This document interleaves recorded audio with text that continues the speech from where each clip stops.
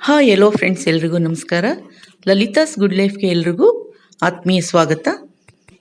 ಈ ದಿನದ ರೆಸಿಪಿ ಗಣಿಕೆ ಸೊಪ್ಪಿನ ಬಜ್ಜಿ ಅಥವಾ ಗೊಜ್ಜು.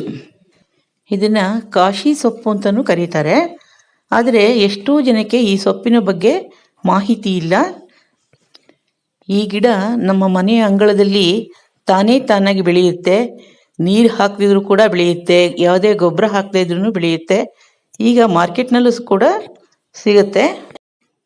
ಈ ಗಿಡ ಸಣ್ಣ ಸಣ್ಣ ಹಸಿರು ಕಾಯಿಗಳನ್ನು ಬಿಡುತ್ತೆ. ಅದು ಹಣ್ಣಾದ ಮೇಲೆ ಕೆಲವು ಬ್ಲ್ಯಾಕ್ ಕಲರ್ ಇರುತ್ತೆ, ಕೆಲವು ಟೊಮೆಟೊ ಕಲರ್ ಇರುತ್ತೆ. ತಿನ್ನೋದಕ್ಕೂ ಕೂಡ ಚೆನ್ನಾಗಿರುತ್ತೆ. ಹಾಗಾದರೆ ಬನ್ನಿ ಇದನ್ನು ಹೇಗೆ ಮಾಡೋದು ಅಂತ ನೋಡೋಣ.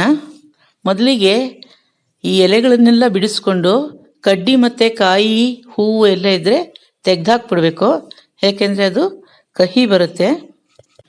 ಹೀಗೆ ಬಿಡಿಸಿದ ಎಲೆಗಳನ್ನು ಕ್ಲೀನಾಗಿ ತೊಳ್ಕೊಂಡು ಅದನ್ನು ಒಂದು ಪಾತ್ರೆಗೆ ಹಾಕ್ಬಿಟ್ಟು ಸ್ವಲ್ಪ ನೀರು ಹಾಕಿ ಬೇಯಿಸ್ಕೊಳ್ಳೋಣ. ನಂತರ ಆ ನೀರನ್ನು ಹಿಂಡಿಬಿಟ್ಟು ಸೊಪ್ಪನ್ನು ತೆಗೆದಿಟ್ಕೊಳ್ಳೋಣ. ಸೊಪ್ಪಿನಲ್ಲಿ ಫಾಸ್ಫರಸ್ ಅಂಶ ಜಾಸ್ತಿ ಇರೋದರಿಂದ ಅದನ್ನು ನೀರಲ್ಲಿ ಹಾಕಿ ಬೇಯಿಸ್ಬಿಟ್ಟು ನೀರನ್ನು ಡಿಸ್ಕಾರ್ಡ್ ಮಾಡೋದು ಒಳ್ಳೆಯದು. ಗಣಿಕೆ ಸೊಪ್ಪಿನ ಬಜ್ಜಿ ತಯಾರಿಸೋದಕ್ಕೆ ಬೇಕಾದಂಥ ಪದಾರ್ಥಗಳನ್ನು ನೋಡೋಣ. ಬೇಯಿಸಿಟ್ಕೊಂಡಂತಹ ಸೊಪ್ಪು, 2 ಚಮಚ ಸಾಂಬಾರು ಪೌಡರು, ಗಸಗಸೆ ಒಂದು ಅರ್ಧ ಚಮಚ, ತೆಂಗಿನಕಾಯಿ ತುರಿ 2-3 ಟೇಬಲ್ ಸ್ಪೂನು, ಹುರಿಗಡಲೆ 1 ಸ್ಪೂನು, ಟೊಮೆಟೊ 2 ತೊಗೊಂಡಿದ್ದೀನಿ. ನಾನಿಲ್ಲಿ ಒಂದೇ ಒಂದು ಸಾಕು, ಸಣ್ಣದಾದ್ರಿಂದ 2 ತೊಗೊಂಡಿದ್ದೀನಿ. ಸ್ವಲ್ಪ ಹುಣಸೆ ಹಣ್ಣು, 1 ಹಸಿ ಮೆಣಸಿನಕಾಯಿ ಫ್ಲೇವರ್ಗೋಸ್ಕರ ತೊಗೊಂಡಿದ್ದೀನಿ. ನಂತರ ಸಣ್ಣಗೆ ಹೆಚ್ಚಿದ ಈರುಳ್ಳಿ 1, ಬೆಳ್ಳುಳ್ಳಿ ಒಂದು 4-5 ಎಸಳು. ನೀವು ಬೇಡ ಅಂದರೆ ಇದನ್ನು ಸ್ಕಿಪ್ ಮಾಡ್ಕೋಬಹುದು, ಆದರೆ ಅದು ಹಾಕಿದ್ರೆ ತುಂಬ ಚೆನ್ನಾಗಿರುತ್ತೆ. ನಾನಿಲ್ಲಿ ಬೆಂದ ಸೊಪ್ಪನ್ನು ಒಂದನ್ನು ಬಿಟ್ಬಿಟ್ಟು ಉಳಿದ ಎಲ್ಲ ಪದಾರ್ಥಗಳನ್ನು ಮಿಕ್ಸಿ ಜಾರ್ಗೆ ಹಾಕ್ಕೊಂಡಿದ್ದೀನಿ. ಇದನ್ನು ನುಣ್ಣಗೆ ತಿರುಕೊಳ್ಳೋಣ. ಅಂದರೆ ಟೊಮೆಟೊ, ತೆಂಗಿನಕಾಯಿ ತುರಿ, ಹುರಿಗಡಲೆ, ಹುಣಸೆ ಹಣ್ಣು ಎಲ್ಲವನ್ನು ಮಿಕ್ಸಿ ಜಾರ್ಗೆ ಹಾಕ್ಬಿಟ್ಟು ಈ ಥರ ತಿರುಕೋಬೇಕು. ನಂತರ ಬೆಂದ ಸೊಪ್ಪನ್ನು ಹಾಕಿ ಒಂದೇ ಒಂದು ರೌಂಡು ತಿರುಗಿಸ್ಕೋಬೇಕು. ನೋಡಿ, ಇಲ್ಲಿ ಈ ಥರ ಆಗಿದೆ. ಈಗ ಸ್ಟವ್ ಮೇಲೆ ಒಂದು ಪಾತ್ರೆ ಇಟ್ಬಿಟ್ಟು ಅದಕ್ಕೆ ಎಣ್ಣೆ ಹಾಕ್ಬಿಟ್ಟು ಇಡೋಣ. ಎಣ್ಣೆ ಕಾದ್ಮೇಲೆ ಬೆಳ್ಳುಳ್ಳಿ ಮತ್ತು ಈರುಳ್ಳಿ ಹಾಕಿ ಫ್ರೈ ಮಾಡ್ಕೊಳ್ಳೋಣ. ಅದು ಸ್ವಲ್ಪ ಕೆಂಪಗಾಗಲಿ. ಬಾಯಿ ಹುಣ್ಣಾಗಿದ್ರೂ ಕೂಡ ಇದನ್ನು ತಿಂದರೆ ಕಮ್ಮಿ ಆಗತ್ತೆ. ಇದು ಸ್ವತಃ ನನ್ನ ಅನುಭವದ ಮಾತು.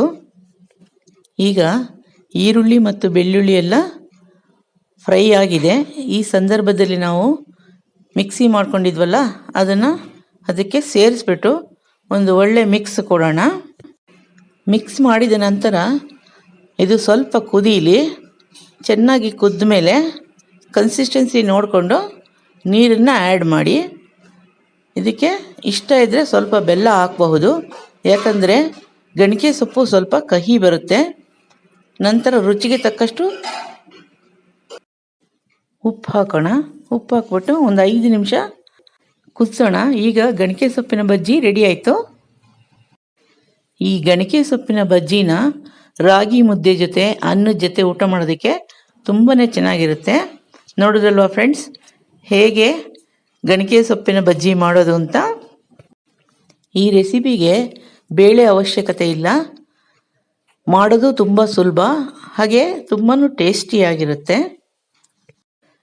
ಗಣಿಕೆ ಸೊಪ್ಪನ್ನು ಉಪಯೋಗಿಸೋದ್ರಿಂದ ಕೆಮ್ಮು, ಅಲರ್ಜಿ, ಗಂಟಲು ಕೆರೆತ, ಬಾಯಿ ಹುಣ್ಣು ಮುಂತಾದ ಸಮಸ್ಯೆಗಳು ಪರಿಹಾರ ಆಗುತ್ತೆ. ಜೊತೆಗೆ ಅಲ್ಸರ್ನಂತಹ ಕಾಯಿಲೆ ಕೂಡ ಎಷ್ಟೋ ಮಟ್ಟಿಗೆ ಕಮ್ಮಿ ಆಗುತ್ತೆ ಅಂತ ಹೇಳ್ತಾರೆ. ಒಟ್ಟಿನಲ್ಲಿ ಈ ಗಣಿಕೆ ಸೊಪ್ಪು ಪ್ರಕೃತಿ ನಮಗೆ ನೀಡಿರುವಂತಹ ವರ ಅಂತ ಹೇಳಬಹುದು. ಹಾಗಾದರೆ ನೀವು ಕೂಡ ಈ ಗಣಿಕೆ ಸೊಪ್ಪನ್ನು ಉಪಯೋಗಿಸಿ ಪಲ್ಯ, ಗೊಜ್ಜು ಎಲ್ಲ ತಯಾರಿಸ್ಬಿಟ್ಟು ನಿಮ್ಮ ಆರೋಗ್ಯವನ್ನು ಕಾಪಾಡಿಕೊಳ್ಳಿ. ಹಾಗೆ ಈ ವಿಡಿಯೋ ಇಷ್ಟ ಆಗಿದ್ದರೆ ನಿಮಗೆ ಲೈಕ್ ಮಾಡಿ, ಶೇರ್ ಮಾಡಿ, ಕಾಮೆಂಟ್ ಮಾಡಿ, ಹಾಗೆ ಸಬ್ಸ್ಕ್ರೈಬ್ ಮಾಡಿ.